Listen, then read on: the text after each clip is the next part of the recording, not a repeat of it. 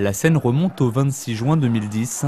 Ce jour-là, ils sont une soixantaine de militants de la cause palestinienne à occuper les rayons de ce magasin. Leur cible, ces produits d'origine israélienne et plus particulièrement des territoires occupés, que les militants appellent à boycotter.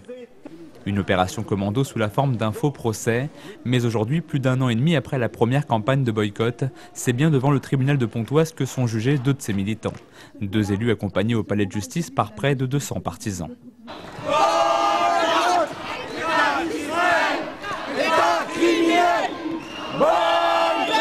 Des militants pro-palestiniens venus soutenir notamment Halima Boumedienne Thierry, sénatrice verte de Paris. Elle comparaît ce jeudi pour provocation à la discrimination raciale et religieuse, une accusation que la parlementaire rejette.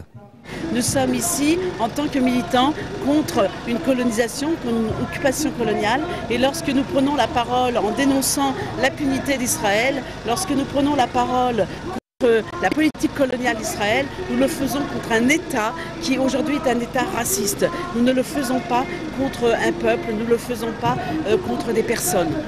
À l'origine du procès, il y a une plainte déposée par le Bureau national de vigilance contre l'antisémitisme. Plus qu'une action politique, voit dans ce boycott un véritable dérapage et une provocation de la part d'élus de la République. Si je parle d'incitation à la haine, c'est qu'effectivement, il y a écrit en toutes lettres boycott d'Israël et que dans des lycées, nous voyons régulièrement et de plus en plus des attaques contre des jeunes gens ou des jeunes filles de confession juive ou supposées être de confession juive, tout simplement parce que les esprits sont échauffés. Quel que soit le verdict rendu, il ne devrait pas dissuader ces militants de la cause palestinienne. En marche du rassemblement, ils ont d'ailleurs annoncé leur volonté de continuer le boycott des produits israéliens, leur manière à eux de dénoncer l'occupation des territoires et la politique de l'État hébreu.